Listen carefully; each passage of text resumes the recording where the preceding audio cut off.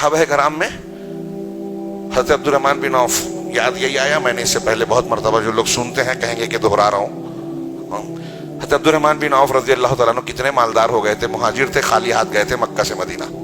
اللہ نے اتنا نوازا، کہتے ہیں کہ اتنا سونا تھا کہ ہتھوڑے سے توڑے جا سکتے تھے.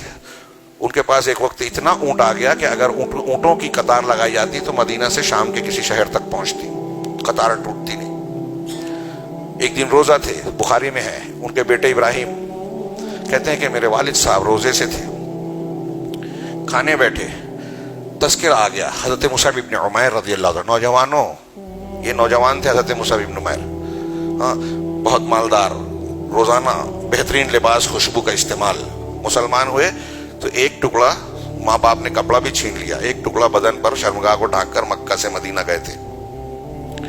اللہ کے رسول صلی اللہ علیہ وسلم نے سیرت کی کتابوں میں ہے کہ جب مدینہ میں ان سے ملاقات کی، مبلغ رسول بن کے گئے تھے، ایک چادر دیکھی تھی جو کانٹوں سے جوڑی ہوئی تھی.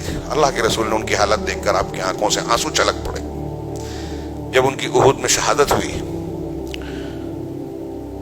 تو تدفین کے لیے پورا لباس بھی نہیں تھا. جو چادر بدن پہ تھی، سر ڈھانکا جاتا تو پیر کھل جاتا، پیر ڈھانکا جاتا تو سر. حضرت عبدالرحمن بن عوف کہتے ہیں کہ مصعب ابن عمیر گھر میں کھانا دیکھا، افطاری کا سامان آیا، رونے لگے.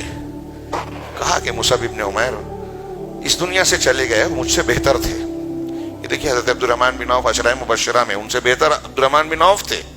صحابہ کا طریقہ یہ تھا کہ اپنے آپ کو چھوٹا سمجھتے تھے، بڑے ہو کر چھوٹا سمجھتے تھے، اور ہم میں کا چھوٹا اپنے آپ کو بڑا بتاتا ہے، میں مولوی صاحب سے زیادہ فضیلت والا ہوں، مجھ کو زیادہ علم ہے. یہ گھمنڈ، یہ تکبر ڈبانے والا ہے، شیطانی بات ہے.